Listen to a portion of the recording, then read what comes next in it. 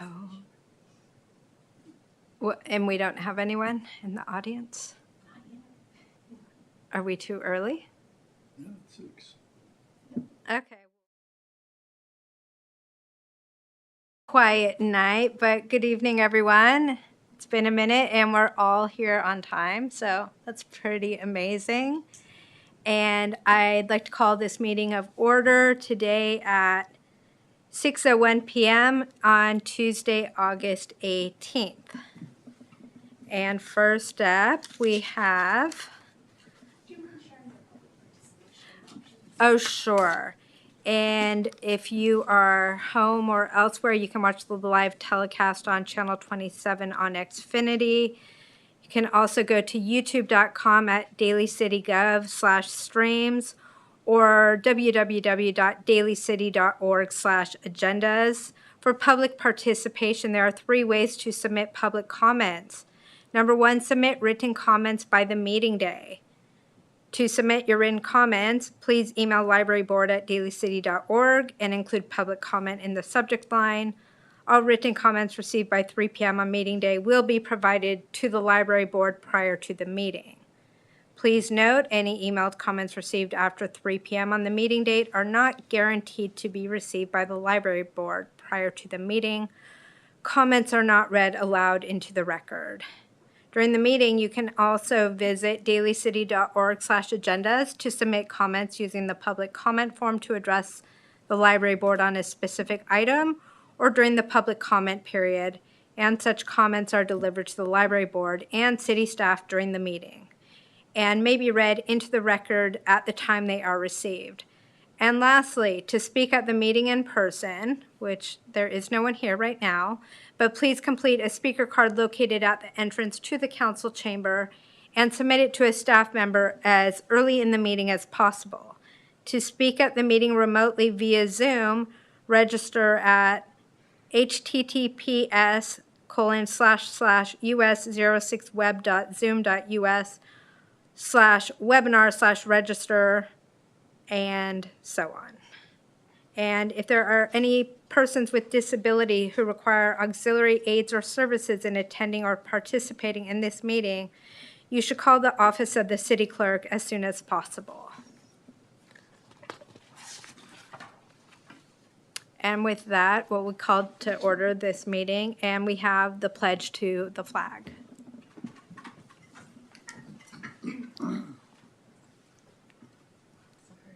Pledge allegiance to the flag of the United States of America and to the republic for which it stands, one nation, under God, indivisible, with liberty and justice for all. And Shayla, may we have a roll call? I'd be delighted. Trustee Tronco. Present. Trustee Powell. Present. Trustee Luna. Present. Vice President Lex. Present. And President Goodman. Here. So everyone is here. And next up, we have the election of officers. First up, we have the president. Oh, and it's now open for nominations. And I mean, I would like to nominate myself. It was a relatively short season due to a small crowd, but mostly the mission I'm fully aligned with, literacy, advocacy. I help out with Project Read at South City. I'm definitely looking forward to whatever the future vision is of the Daly City Libraries, with an insane passion for libraries, as we will see today. I'm a firm believer in stealing this idea, meaning I go to libraries, I hype up Daly City, and it will become very apparent in Denver how well this went. And just sharing the love of libraries and taking ideas and what can we do, even little things that don't cost anything that we can bring, and just making libraries more affordable, attainable for everyone and anyone. And yeah, that's my nomination for myself. I think President Goodman makes a good case, and I'll be happy to second the nomination.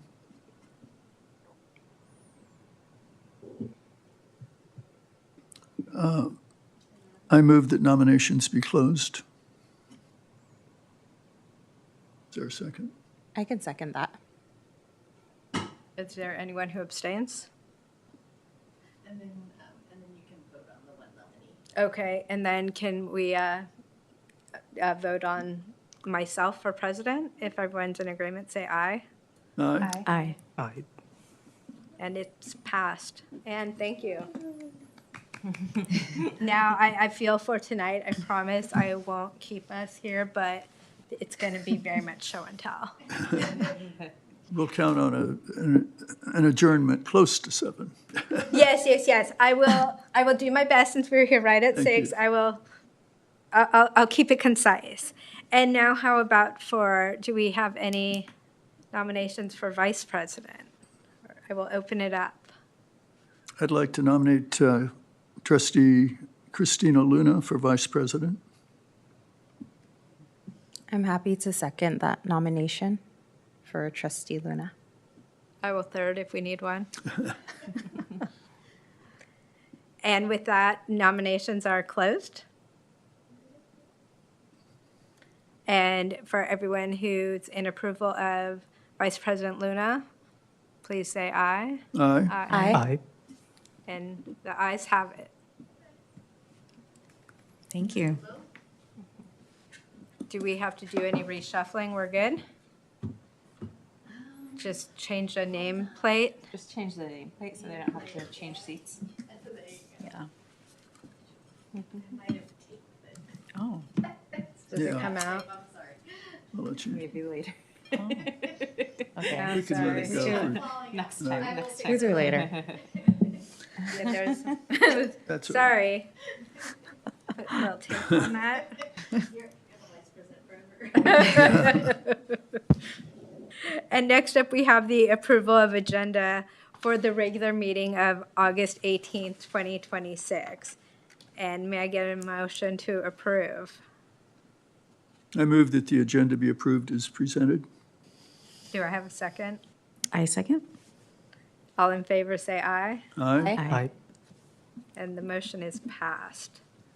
Next up, we have the approval of minutes going back to the regular meeting of May 19th, 2026. Move that the agenda, the approval, the minutes of May 19th, 2026 be approved. Do I have a second? Second. All in favor, say aye. Aye. Aye. Any opposed? And that is passed. And next up, we have a presentation from DCPLA. Will this be via Zoom, Shayla? Or, No, I have a report from. oh, cool. No worries. It's in here, don't worry.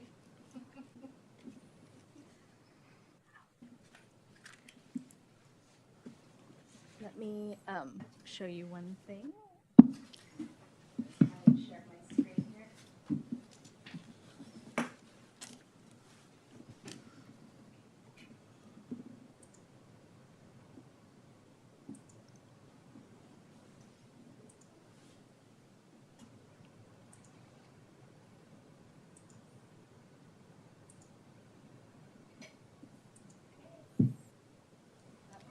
Yeah, There, now it works. Oh, nice. yeah.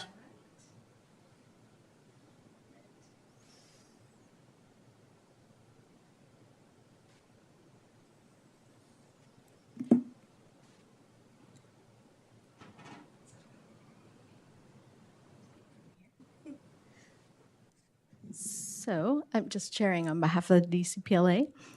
They were excited to report out that they have received a grant from Sunlight Giving for $8,100. This is for digital books. And we are actually, because of the nature of Sunlight Giving, it's going to be digital books for young children.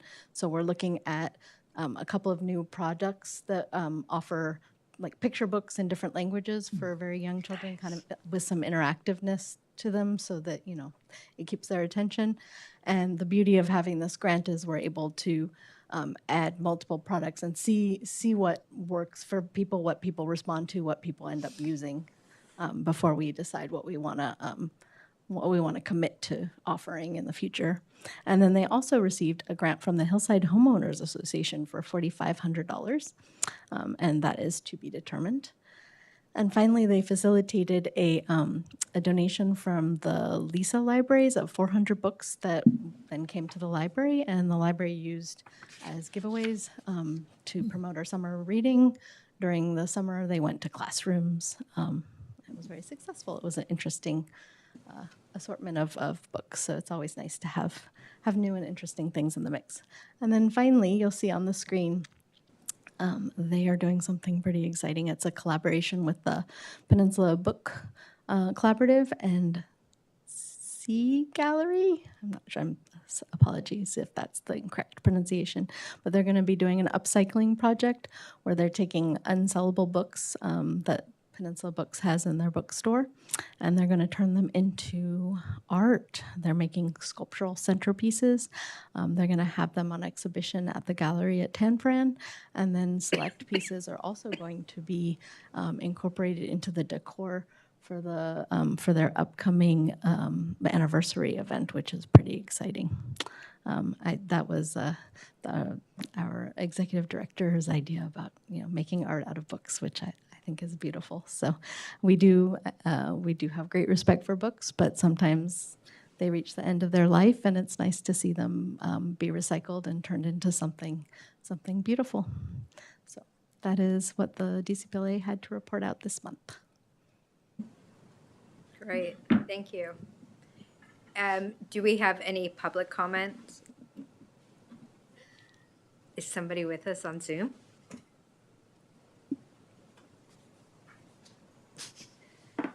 How do we tell?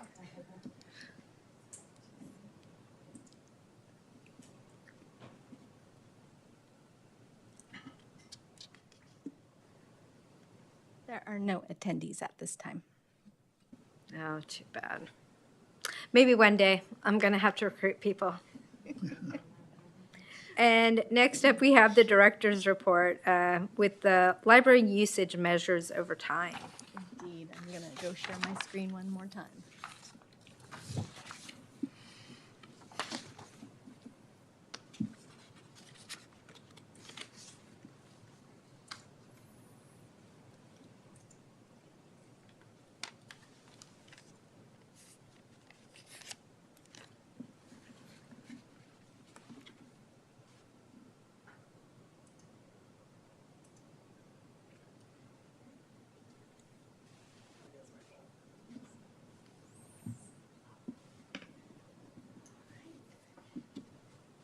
Probably say this a few times. Thank you for your patience. So we had discussed in your packet, you saw that there were the monthly reports that I had provided the last few months. But there was a request from the board to offer a more complete statistical picture, including some overtime measures as well as by specific branch locations. So that's what we have here. So we went back actually 10 full years, which is particularly with the disruption of the pandemic, I think it is good to have that really long view. So starting with open hours, just a couple things to consider when looking at open hours over time. Normally, I would hope that they would stay very stable or possibly go up if we have expansions, but we had the disruption of the pandemic, as I mentioned, and you can see that very short line there. And then we also had, on the positive side, the restoration of hours at John Daly and Bayshore libraries with that Measure Q funding, which allowed us to go back to a 5-day-a-week schedule at both those locations. So you'll see when that happened, we have more hours.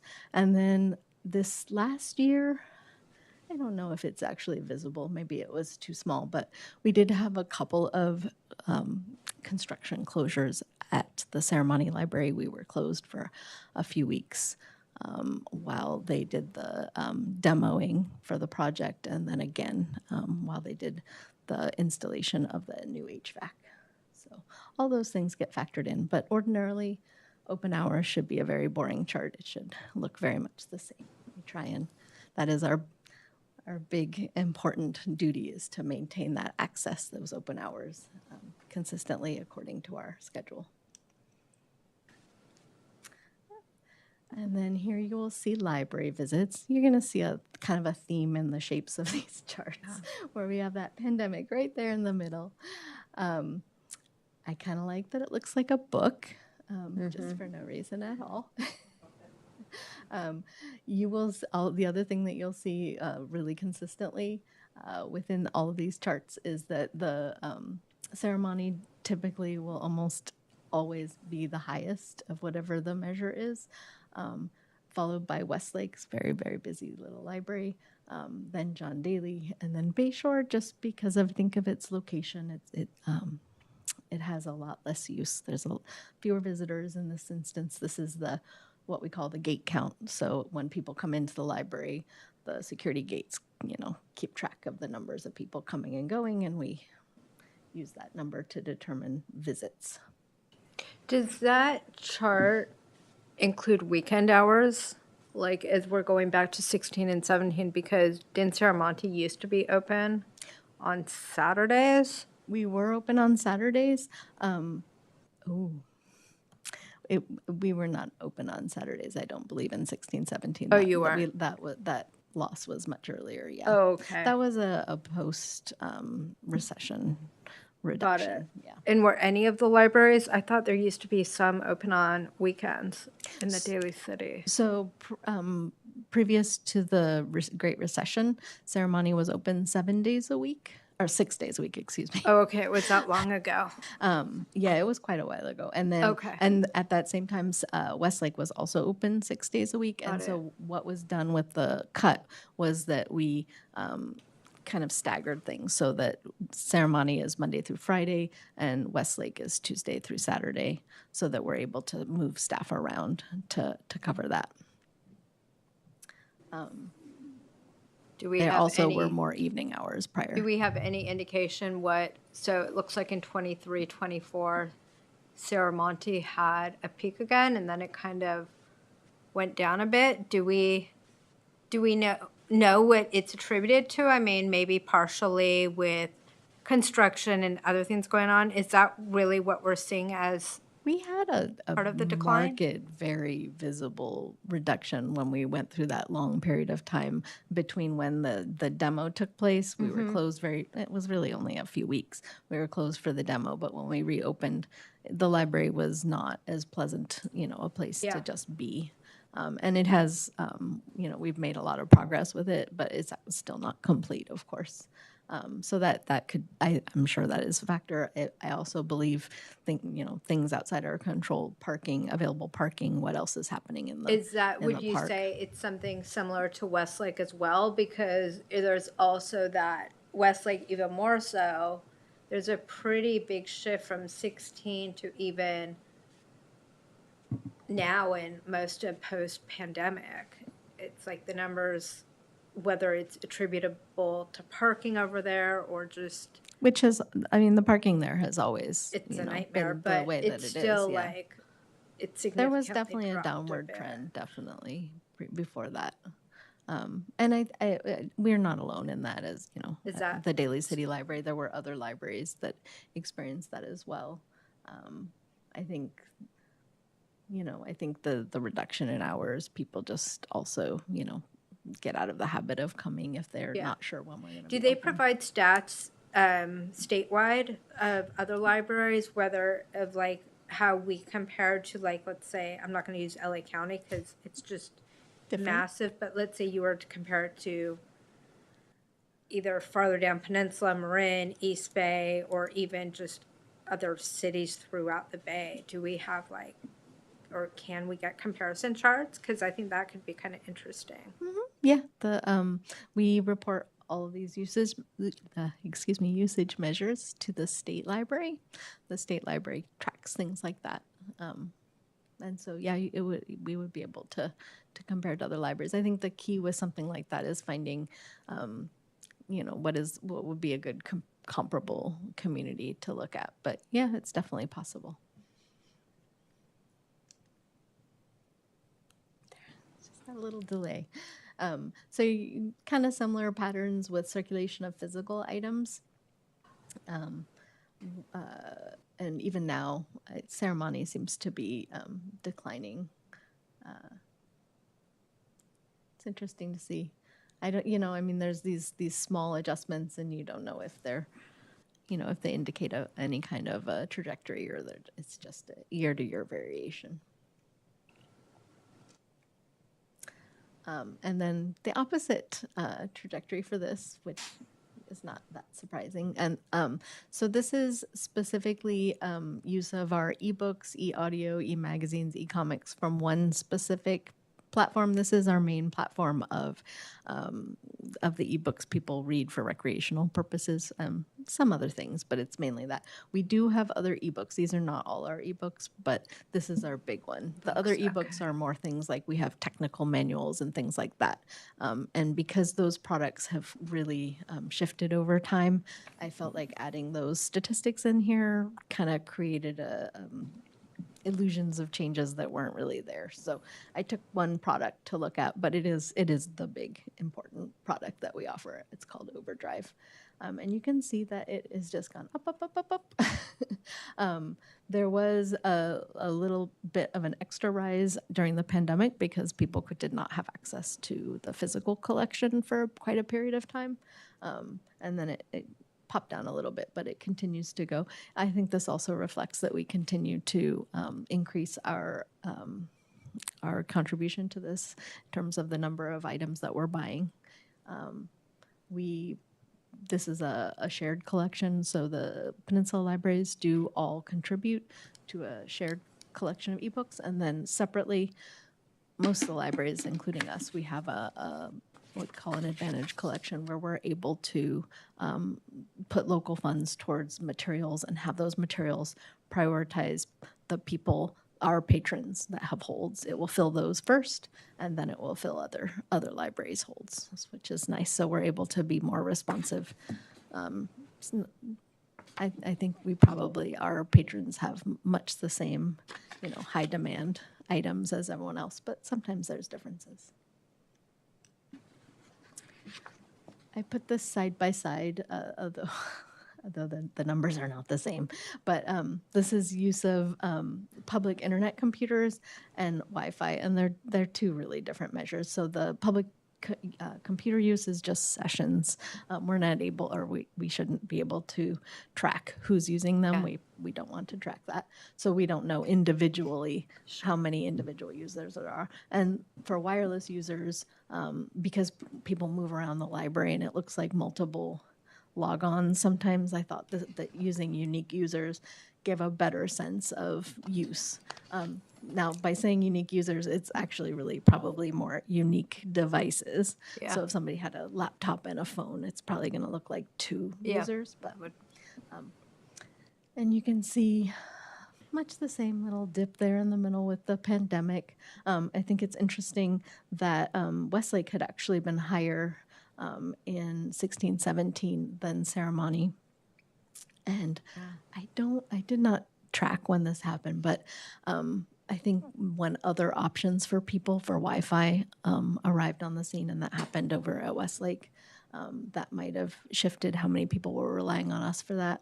The other thing is we did add parking lot Wi-Fi at Ceremony Main Library and at Bayshore Library during the pandemic, It's pretty heavily used. People really enjoy having that access. And then finally, story times, activities, workshops, events. So this is all public programs.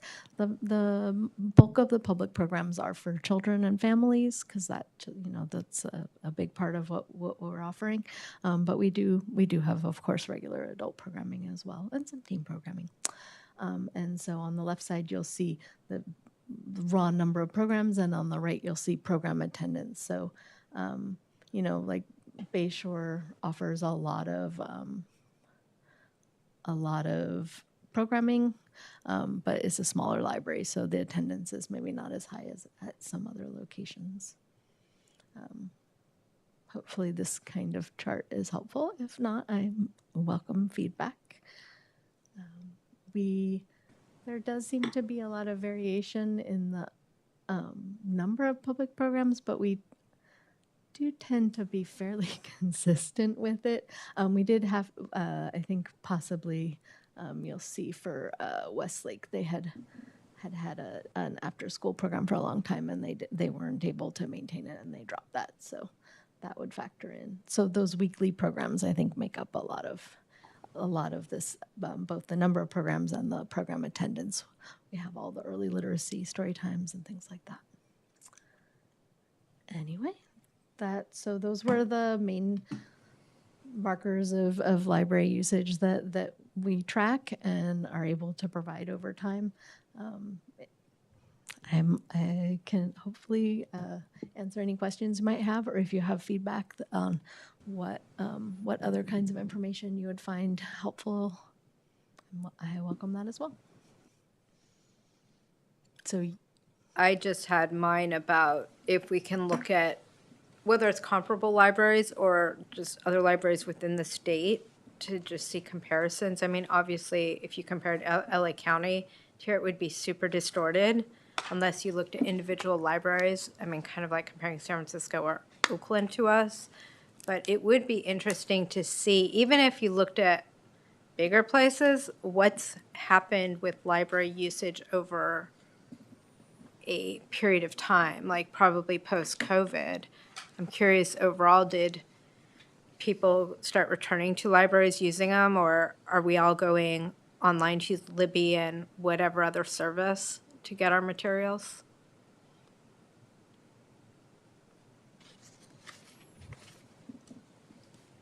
I will take a look and see Awesome. what we can find. And that's all I have. If anyone else has any comments? Yeah, I was wondering if the slides that you were using could be prepared in hard copy and distributed at the meeting as part of the packet, or Cool. put them online.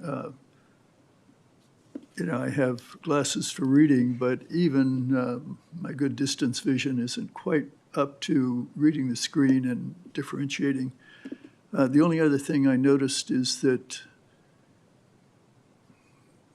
some of the magnitude of change might have been distorted because we were using different measures of magnitude on the vertical index. And, it would maybe be easier to compare if we had the same units of measure.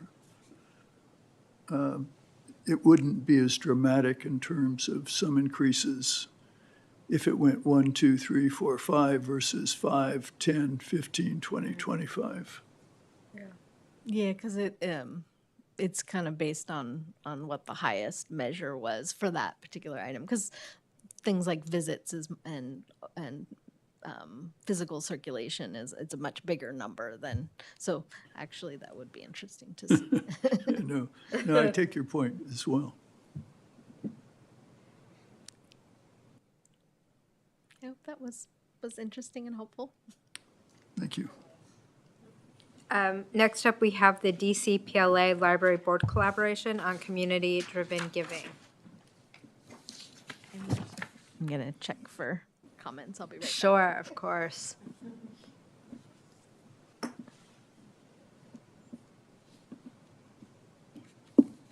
feel like we need a computer up here. Monitor. Not yet.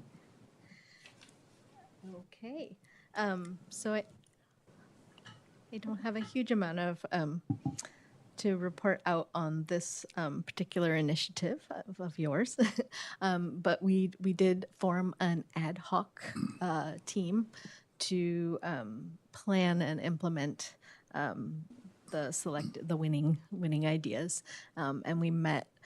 We're in the process of I'm trying to gather their brainstorming for what to include in this. I do have a slide later on I'll show you, but we did, not related to this grant, but from another grant, we did just launch a collection of sewing machine kits. So those went out on Monday at all the libraries. This was the Empowering Access Grant that we received. So we have them at all 4 locations, and they're all out at Ceremony. I think they're still available at some locations. They're in the catalog. If people are interested, they can see if there's any available. It comes with a Baby Lock Joy sewing machine, which is a nice, solid, small, fairly simple machine to use. For a beginner. It comes with a book, of course, because, we're the library. And some basic tools and some thread, but you'll have to provide your own fabric. So is this for use in the library, or this is like checkout, there's take library of things. So this will be checked out for 3 Nice. weeks. Yeah. And then Love the it. next thing we've got coming, made some ukuleles. So we're very inspired by the grant and just by the library of things that other libraries are doing in general. So I hope to have more information on what we end up doing for the tool lending specifically, and then we're also at the same time, because it's kind of related, we're working on the DCPLA Fund the Need, which was those learning and exploration kits. So kind of related. So I guess that's my report in process. Does anyone have any comments? Okay, we will move along to the proposal for the GIS Local History Program. Wish I had more to report on this. So we have a librarian who's been really diligently working on this. The people who are running this grant, they are academics, so they were gone for the summer, which must be lovely. But they have been an amazing help. They were not, unfortunately, able to find us anyone at San Francisco State, so they, our librarian reached out. There's actually a GIS professional who works for the city, and he was really helpful in answering some questions. But of course, he works for the city and has a full day of important things he needs to do in the engineering office. So I don't think he'd be able to, really be involved in this project. He did suggest that we do the training for the ArcGIS, and I've taken a look at it, and the learning curve there is a very technical piece of software, very technical. And I think that the direction we need to go is maybe not to train staff to do that, because that's they would maybe go into a different field then, but to find a partner. And so I think we need to see if we can maybe find I was thinking perhaps a student intern would be interested in a paid internship to do this project with us. We have not found such a person at this time, but we are actively working on trying to figure out how to make this work without having to learn ArcGIS. So that's where we are with it. We're still searching for a partner. If anyone knows anyone who has GIS knowledge. No, sorry. And next up, we have the trustees report. We'll start with the library funding. Okay, I'll speak to that. On Friday, June 5th, there was a meeting with city staff, including, city staff and council members Perano and Manalo, who represented the council on the committee to look at enhanced library funding and the possibility of putting a parcel tax measure on the November ballot as, I'll say, preliminarily recommended by our board and DCPLA. There was a follow-up meeting with the result that there was a recommendation to not support the placement of a parcel tax measure on the November ballot for several reasons. Primarily, the timeline that existed. It was a very compressed timeline that would have challenged anyone and probably would have added to the expense, which is the second category of concern, because prior to putting something on a ballot, it's common to hire consultants to determine whether there's public support for such a measure prior to taking the actions necessary to put it on the ballot. And then the likelihood of passage, since the threshold for that is 2/3 plus one, which is seen as a very high bar. There were also some key takeaways provided by Leilani Ramos, assistant to the city manager, as part of the decision and discussion, and I'll go through those. They noted in the research that they did, and I should compliment the city staff on the work that they did. They took, I think, our proposal seriously and invested time and effort to come up with a logical and reasonable conclusion. But they noted that historically Saturday usage was lower compared to weekday usage, that the fiscal year 2012 to 2013, or since, I should say, the fiscal year 2012-13, library visitors have declined overall. The checkouts for physical media have declined while checkouts for digital media have increased, as we just saw. That on June 8th, the City Council allocated additional funding through a mid-cycle budget adjustment for an outdoor holds locker at Serramonte Library. And if Chayla wants to talk to that, she can elaborate. They also noted that the city appreciated DCPLA's and the Library Board of Trustees' efforts to research and advocate for expanded library services. They noted the city supports the expansion of library services and will continue to take steps to explore how service hours can be expanded. And finally, the city, DCPLA, and Library Board of Trustees will continue to explore the feasibility of a citizen-led initiative. And they concluded with looking forward to a continued partnership with the Library Board and DCPLA.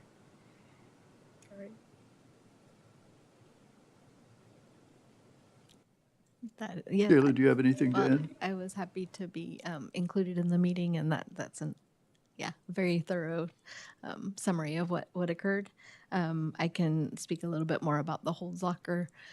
Obviously, not the same thing as being open, but definitely expanding opportunities outside our normal open hours for people to get that one service of being able to pick up materials either from our collection or a different collection.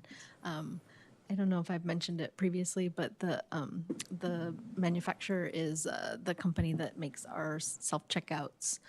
So it's compatible with our circulation system. They look for all the world like an Amazon locker, except we will decorate ours differently. But we're looking. I've been talking with our public works folks as well as the people at PLS because we're part of the system, and we need to have a bit of concrete laid for the foundation for it. We need to run power and data, but all of these seem very doable things, and we have, as you said, funding allocated specifically for this. So we are hoping to move ahead as quickly as possible so that this becomes available. I don't know of any other libraries that have it, other than I know San Bruno is in the process of getting one. Will this hold locker only apply to people who have requested holds through Serramonte? So if it would be a pickup location. So it would be a separate location from Serramonte. It'd be Serramonte Holds Locker. In fact, it might be Serramonte Holds Locker or Serramonte Holds Locker ADA for the lower ones.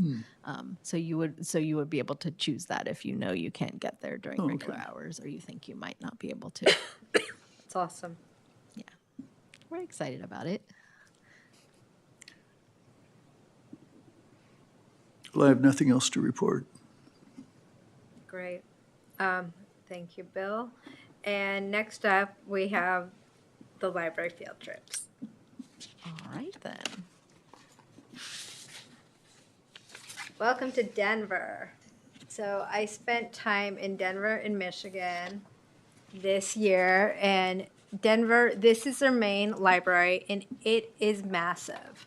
When you start looking inside, to give you an idea, they have a map of the central library. It is 7 floors. With one floor is off limits, but everything else is open, including an art gallery.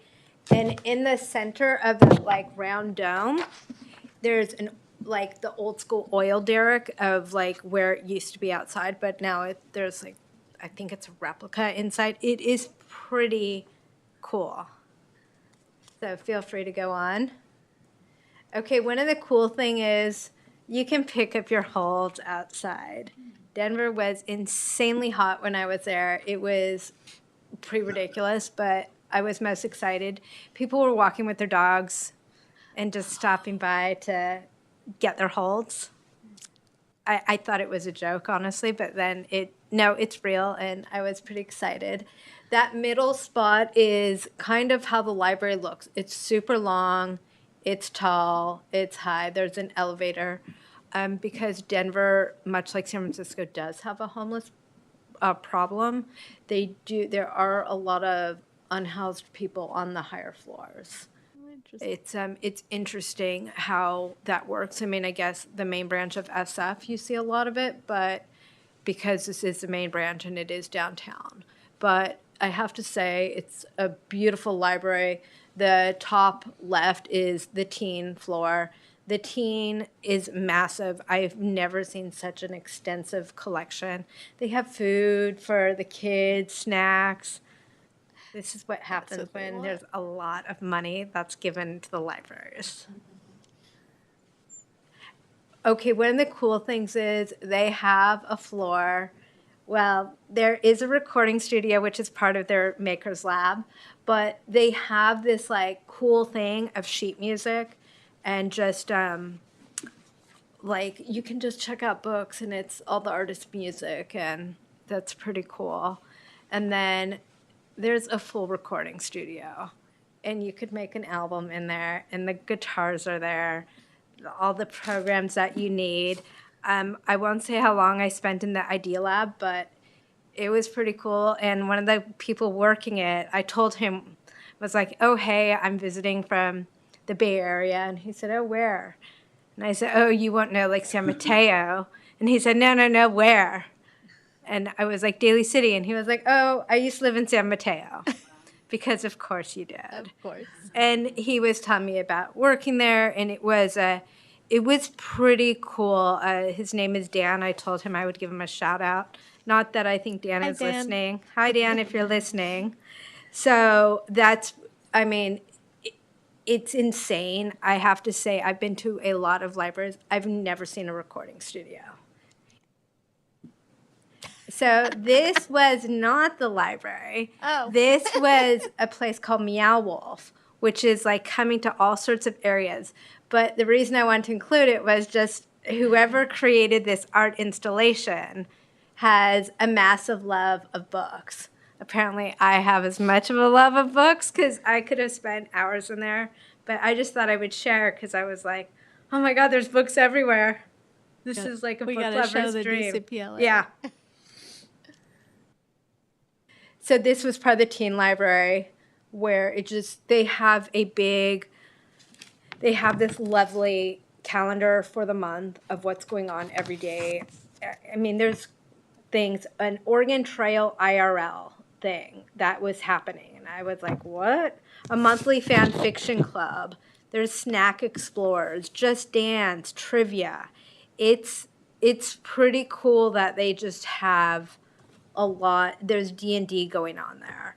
So it's definitely catered to get people to come and spend time in the library. And I will say the teen section, pretty crowded. The librarians, they knew all the teens, which I thought was kind of funny. And they'd say, oh, what are you here for? What are you going to be reading? And I was like, oh, my heart is going to melt with this.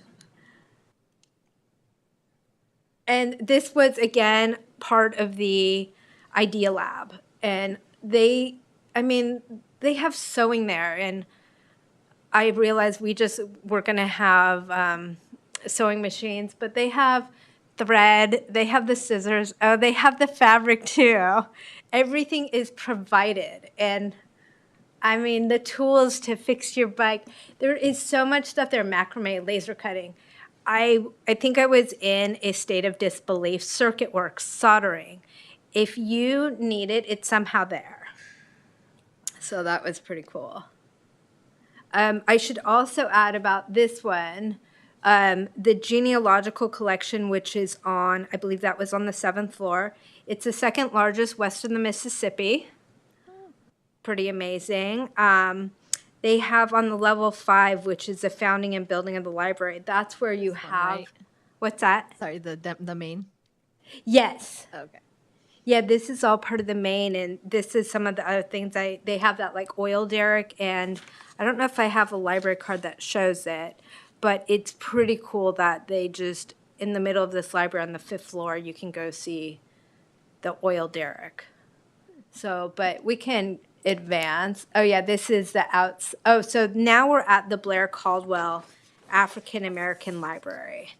Let me see what we've got on that. You can keep going. So, stuff about this library. So, here's a few interesting facts. This library opened in April of 2003. It's in the historic Five Points neighborhood, which is the African American neighborhood in Denver. It's pretty amazing. Much like we did, or they did here in Oakland with the Black Panthers and some of those libraries, they got together with the neighbors in their community, and they had people donate. So from community organizations to churches to individuals to build this African American legacy in Denver. It's pretty amazing. I think it's their 2nd floor. It's their archive and research library collection. It's massive. I couldn't go in. It was closed at the time, but it's 2,700 square foot research area with study space, video recordings, newspapers on microfilm. You cannot check out anything. It is a research library, so you can, spend a bunch of time in there. This whole library has a collection of over 35,000 books and magazines and AV materials in both English and Spanish. It's a very massive collection. I don't even know if Oakland would be a larger library when it comes to such a massive African American collection. It's supposed to be, I think it said, one of the largest of, it says 5 Points, which opened to the public in April 2003. It's one of only 5 similar libraries nationwide. It's pretty cool, and so it's in this historical African American neighborhood. And this was, the top picture is on the main floor. There's a few little, like, did you know factoids. And then on the bottom left there's a museum on the 2nd floor, which was, I have to say, it's pretty cool. Just to go down there, or when you're on the floor, you can see the history of that area, and then to explore it right outside it's pretty amazing. And then we have, moving right along, next up, welcome to Grand Rapids. I spent some time in Detroit and Grand Rapids, Michigan. What's cool is in Grand Rapids, much like we have here, they were doing their summertime stride, and I think it was called the same thing, and I was very excited. I asked if I could participate.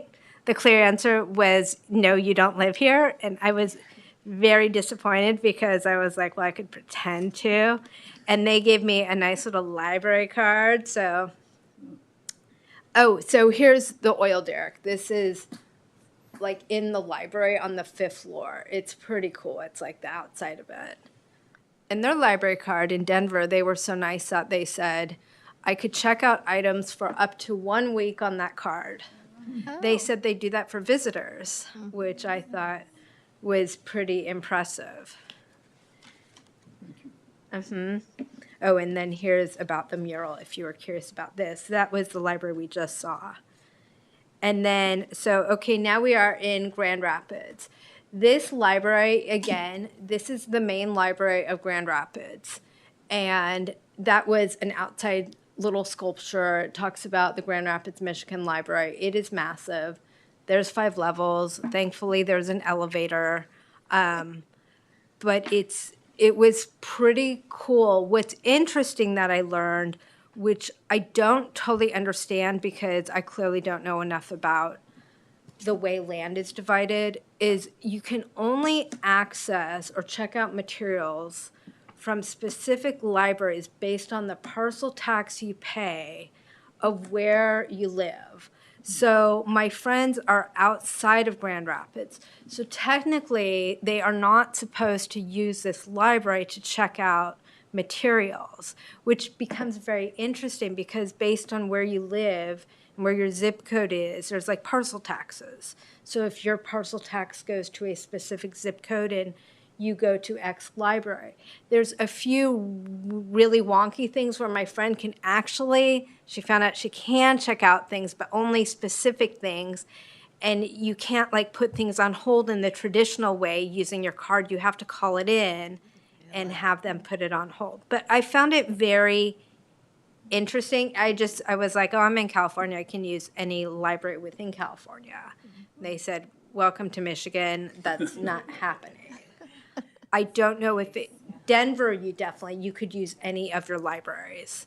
So that was pretty interesting. Some of the features they have here, I think we'll get to it. They call them solo spaces, and they're like a phone book or a phone booth. So you can work in there. I don't even think you have to request it. I think if it's open, you can go in. If you go back one or two, Chayla, okay, so, or forward one. This is on the 4th floor, which is, you have the history of Michigan. You have the, like, Grand Rapids history. So what we're looking at here is, yes, this is a card catalog. And in their card catalog, which might be the most random thing, one of them is on obituaries, and they have little cards with, like you can see, about Chester Brubaker, and that's his little obituary that you can go and find the obituaries like you would. They also have the same for houses. So you can go find your old house, and it will have on one side, it will have all the housing information, and on the other side is a picture of what it used to look like. I've never seen anything at all like this. I thought it was the most unique use of a card catalog because I was like, well, what do you keep in there? And they were showing me, and I was just like, what? This is how you did the obituaries. It's a unique idea. I was pretty fascinated. They also have a lot of microfiche, and they have instructions of how to use it. I think I do. No, maybe not. Sorry. Maybe it didn't make it there. There was so much. But so that was one of the things that they have, like the real estate cards, as I was saying. They also have a collection of like furniture. Apparently Michigan used to be a place where a lot of women were making furniture. And I don't know if that picture is in there, Chayla, but there was like this exhibit, and it showed the furniture that was made from that time. And did we include the map, the Mitchell map? I thought so, but no, it's not in here. So one of the oldest maps of Michigan is called the Mitchell map, and it dates back to the 1700s. And it shows the area of what it was like. And looking at it, it's breathtaking, but also you realize how much some things have stayed the same, where you have like the rivers that stayed the same, like the names didn't change, and we're like, oh, even back then it was still called Grand Rapids, and specific rivers had never changed. But the Mitchell map apparently is one of the oldest maps that still is either used or that they have record of. But that was pretty cool. They have, let's see what else since I took. So these are some cool things. They have a Grand Rapids Press. They do a lot of things where they have different cards, for the different apps that you can use and check out. They have LinkedIn Learning, comics. And so kind of like, I think we did this for the New York Times. They have one for everything, for Hoopla, for Libby, all the stuff that we can actively use, Canopy. And I thought it was pretty cool because it just has like getting started, how you do something right away.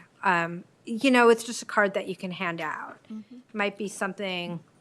So we have that for Overdrive for That's what I Libby, thought. but it's not quite as pretty as that. And But it does have a lot more information. that does not have a lot. But then, of course, they have their summer reading challenge, which, of course, we have it too. But Cute. who can go wrong with a bookmark?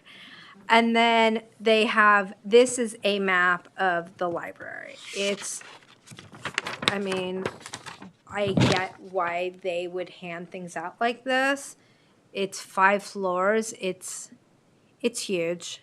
It's almost overwhelming. And apparently, if we went back to the first ones that shows it, it was 2 separate buildings which is why it looks kind of different on the sides. And it was like 2 buildings came together. And so one is the older building and one is newer. Like New York Public. Yes, and it's just so, it's obviously it's much bigger and they can house a lot more materials. But I spent a good hour or two, and if I'm being honest, it's an easy way if you like libraries to just get lost and spend a day. There was so much, and like on the different floors, just learning about all the history, and then they have these bookmarks, which like we all have, but it just has hours of their different locations. But like I said, I find it interesting because you can't necessarily check out from everywhere if you don't pay your parcel tax to that specific area. What about renters? I don't know.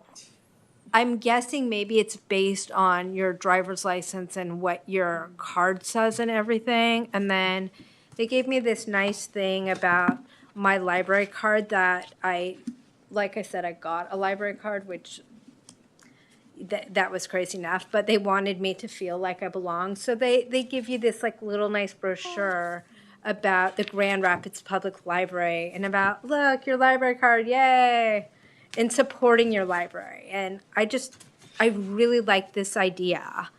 And just like a small brochure about their small business resource center, like all libraries. But then the cool thing I really liked was anytime somebody gets a new card, you get this little bag.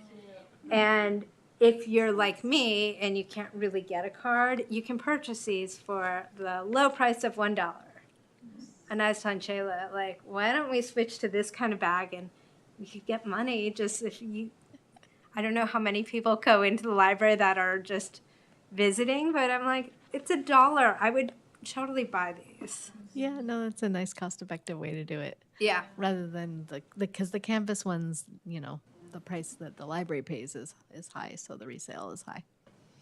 Yeah, so that was my tour of libraries for the month of literally July.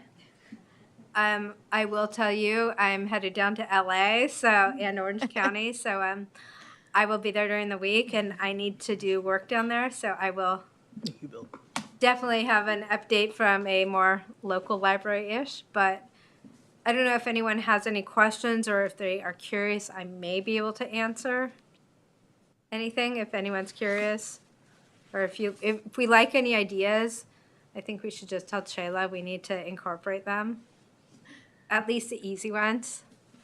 It looks like they have an amazing graphic designer. And then they have like little stickers. Nice. Just like for your Grand Rapids Public Library. I could see just going into that library, just the care and how beautiful it was. And much different than Denver, which had a lot of like homeless people. You had some of that here, but it's definitely not the same. I feel like Detroit would have been a different story, but I didn't go to the Detroit library. But in Detroit, you definitely saw the wealth discrepancies between the haves and have-nots, and the poverty there is, if I thought a film was like, over amplifying it or showing it at its worst, I don't think any film has ever done justice to the blight, to everything that's gone on in Detroit.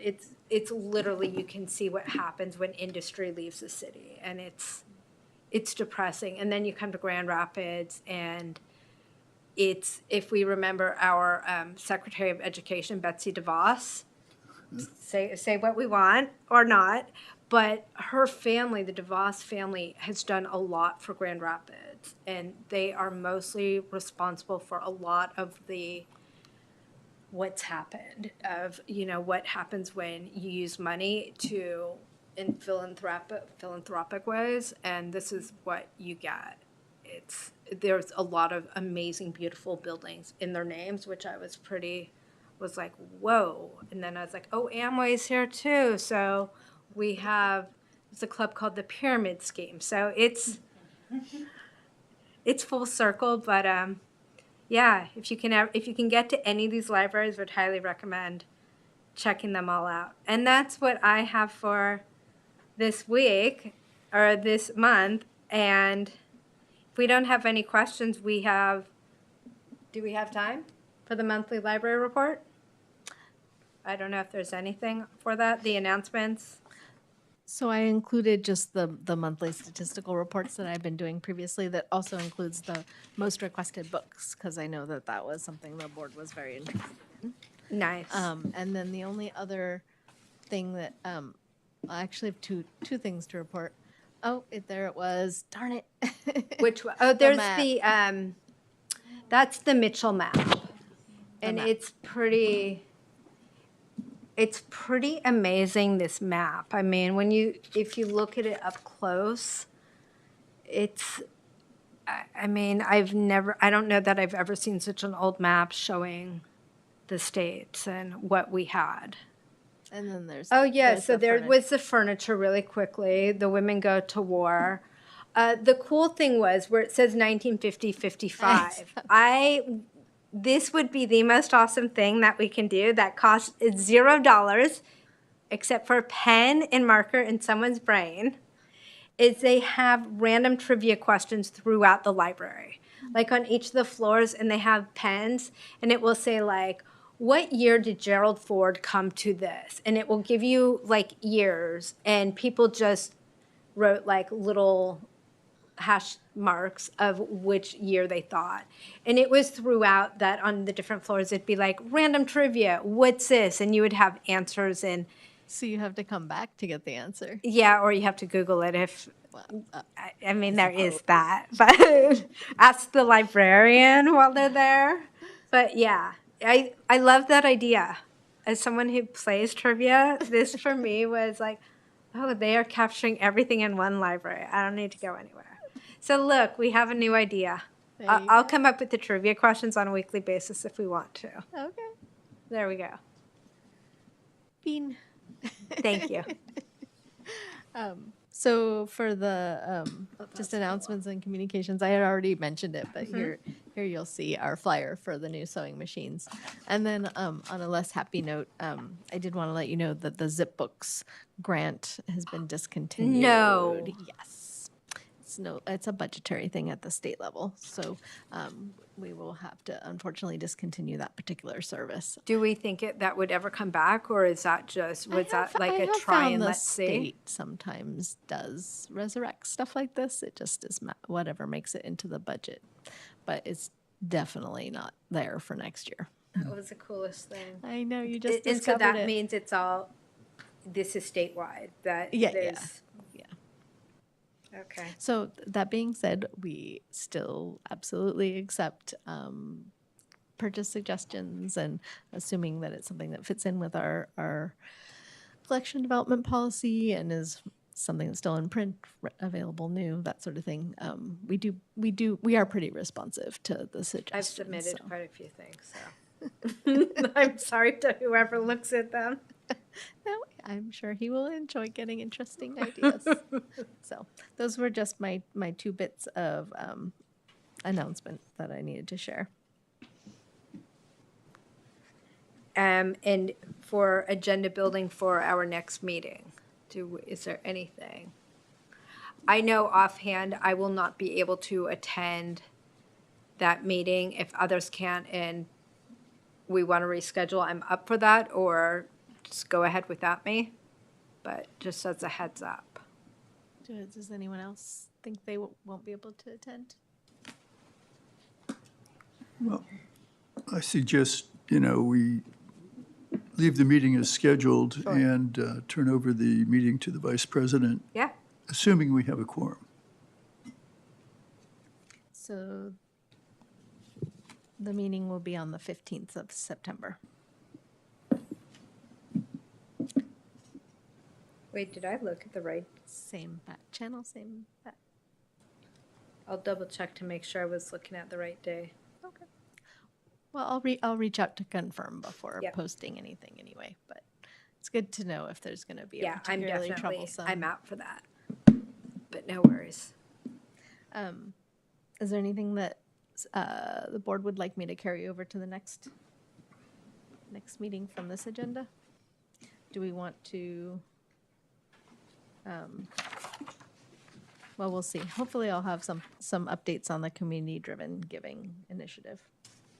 One idea that Rachel brought in from Grand Rapids is a library app. And I was wondering if that's ever been considered, and maybe just put it on the agenda for the next meeting as sort of a background information. Yes, we did, and no, we can't, or no, we haven't thought about it that much, We have whatever one. the state of that idea is. Okay, we do have one. I can do a little short presentation on it. Okay, well, that would be even better. Thank you.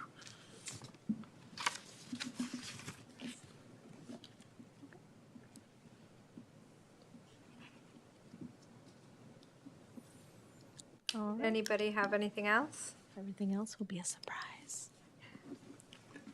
If not, we will adjourn the meeting at 7:10, give or take, 7:08. So moved.